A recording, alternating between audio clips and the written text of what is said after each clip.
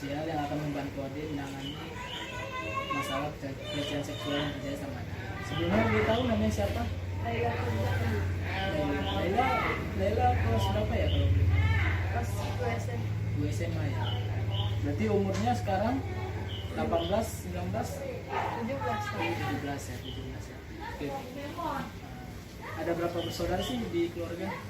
Ada 6 bersaudara. 6 bersaudara. Adik anak yang keempat. Kelima. 5. Berarti ada 1 adik, Ada 2 abang sama 2 kakak. 2 abang, 2 kakak. Boleh tahu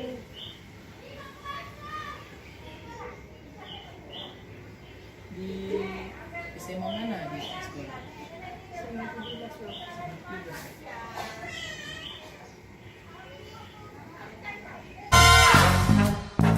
Baiklah, Dek, kakak sangat memahami perasaan adik.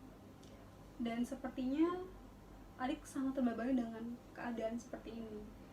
Apakah adik merasa gelisah ketika berada di luar sendirian? Benar, Kak. Saya takut ketika berada di luar rumah sendiri. Kenapa? Apa yang ditakutkan? Bisa nggak ceritain ke kakak takut seperti apa yang dirasakan? Saya teringat kembali dengan kejadian itu. Bahkan ketika ada mobil, saya merasa mobil itu akan membuntuti saya seperti hari itu. Sehingga saya merasa diri saya memiliki kekhawatiran yang berlebihan. Bahkan tubuh saya sampai gemetar dan berkeringat dingin, sampai lemas. Itu yang saya rasakan.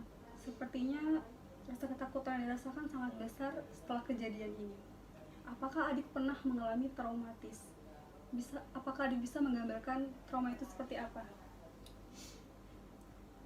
Saat ini saya sangat sulit untuk bersosialisasi dengan orang lain, apalagi dengan teman-teman saya di lingkungan sekolah. Saat ini saya selalu menyendiri dan saya tidak percaya diri dengan diri saya. Dan saya merasa orang-orang juga berbicara buruk tentang diri saya, sehingga saya tidak ingin bersosialisasi baik dengan teman-teman di sekolah maupun dengan orang-orang di sekitar lingkungan rumah saya. Saya selalu mengurung diri saya di rumah. Seperti itu, Kak. Mungkin tadi kita udah bahas tentang teman-teman adik, lingkungan adik, keluarga sekitar, sahabat-sahabat adik. Saya mau tanya dulu lah, selanjutnya setelah dari di mobil itu adik dibawa kemana Pak Adik tahu? Kalau saya sih bang, nggak ada dibawa kemana-mana. Saya disekap di situ aja bang. Mobil itu nggak berjalan? Enggak. Di situ aja berarti. Berarti kejadian pelecehan ini terjadi di dalam mobil gitu. Jadi adik tahunya bahwasanya ini yang melakukan pelecehan ini itu siapa, bagaimana? Kan bang, waktu minta saya keluar kan, mau saya menarik saya ke dalam mobil. Terus di dalam mobil tuh saya kayak ada yang berbicara, sekap, ikat. Jadi kayak saya dengar terus saat saya dengar saya lebih jelas, lebih suaranya kayak suara mati saya gitu bang. Berarti ini kejadian Iya. ini dilakukan oleh mantan pacar.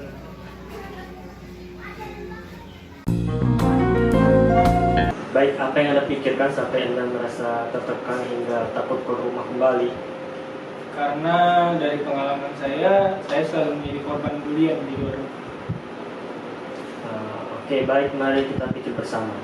Jika Anda terus-terusan merasa takut ke rumah kembali, bagaimana masa depan Anda nantinya? Apakah sudah tentu berhasil? Tentu saya pikir tidak. Iya sih, saya pun sering berpikir gitu juga. Cuma mungkin karena masih kacau kan, jadi saya butuh waktu menangin pikiran dulu sih. Ya kalau menurut saya sih Memang masa lalu Anda tidak bisa berubah, tapi Anda dapat mengubah masa depan Anda menjadi lebih baik. Anda hanya butuh waktu beberapa saat untuk istirahat, tapi jangan lupa untuk bangkit kembali. Selamat sore Laila.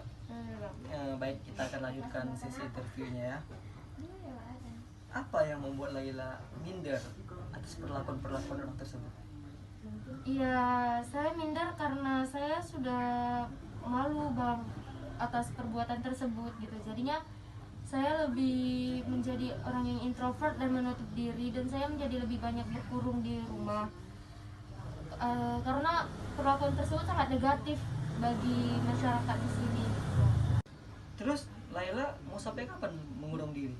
Bukankah di dunia luar juga butuh orang-orang yang hebat seperti Laila? Iya, saya akan mengurung diri sampai pada waktu yang ditentukan lah bang, karena saya masih trauma dan saya masih tidak bisa menghadapi dunia luar ini gitu bang. Saya masih takut dan teringat hal-hal yang kemarin. Oh, iya sih. Lantas, apakah Laila menyimpan dendam kepada pelaku?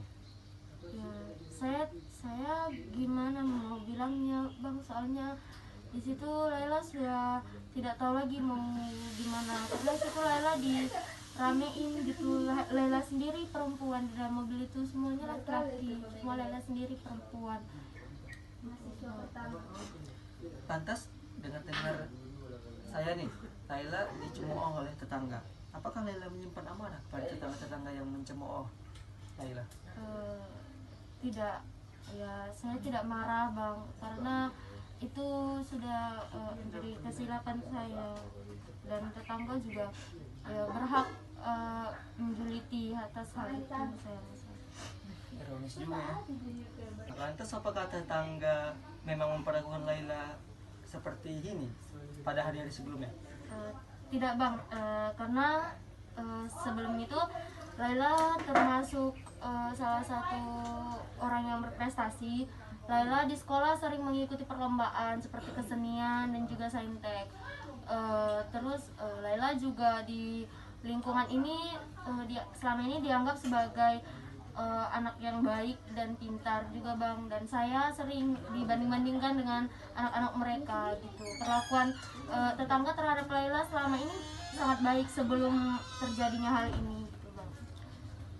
Berarti Laila ini cukup diperhitungkan di antara tetangga-tetangga Laila kan? Ya, mungkin itu sebabnya juga Laila jadi sorotan, karena sekali Laila berbuat buruk ya jadi dicap seperti itu. Masuk akal juga sih.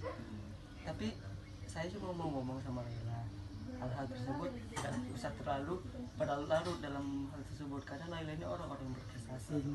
Banyak orang-orang hebat di luar sana yang mendapatkan sudah berada di titik nol.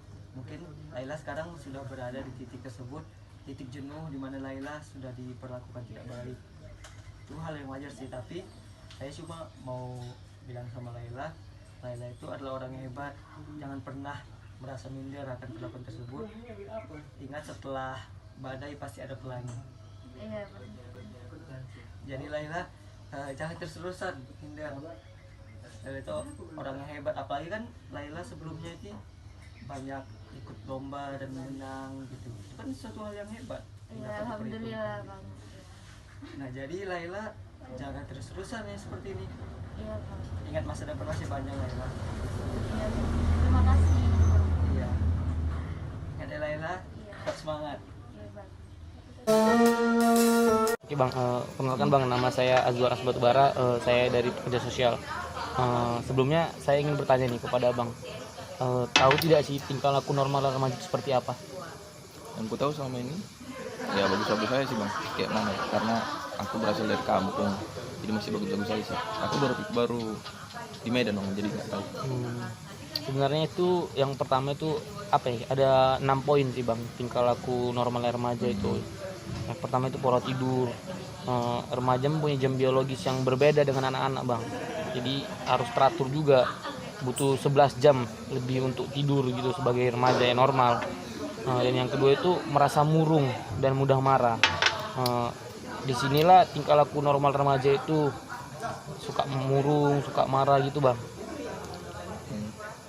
Yang ketiga itu nilai di sekolah. Nilai di sekolah itu cenderung akan mengalami penurunan nilai gitu bang, nilai akademis. Karena mereka khawatir gitu terhadap hasil ujian mereka dan dampaknya. Yang keempat tuh menantang dan memberontak. Pada umumnya memang remaja itu masih labil gitu kan, suka pubertas kan. Iya, suka menantang, suka memberontak gitu bang. Dan yang kelima itu pengguna alkohol. Harus kita ketahui juga gitu bang, karena remaja masih rentan dalam hal informasi, jadi mereka coba-coba gitu alkohol. Yang keenam tuh berbohong atau menahan informasi penting gitu bang, suka disembunyikan itu baik dari keluarga maupun teman, karena mungkin menurut mereka itu nggak terbuka aib gitu. Boleh tolong ceritakan kepada saya bagaimana sikap kamu dalam menghadapi pandangan negatif orang-orang terhadap diri kamu? Ya jujur ya, di sini saya merasa terganggu dan tertekan karena di sini saya sebagai korban. Justru hal ini membuat saya tidak ingin keluar rumah, apalagi pergi ke sekolah. Ini membuat saya malu terhadap teman-teman saya. Saya paham apa yang kamu rasakan. Terlebih setelah kejadian ini banyak orang-orang yang mengetahui informasi ini. Namun, kamu harus menyadari bahwa masing-masing orang itu memiliki kesalahan.